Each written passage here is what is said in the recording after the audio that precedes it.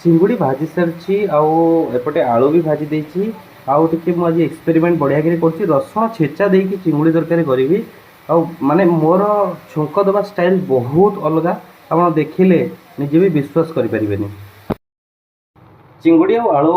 पकईकि fry कर देछि जो मो रसुण छेची थी ताधे और रसुण और टमाटो आप देखी कंचा लंका बस एतिकी आउे मुझे पकईची कसुरी मेथी और यहाँ को जस्ट टिके फ्राए करके गरम पानी आधे देकी यहाँ को फिनिश करी धनिया पत्र लास्ट ऐड करके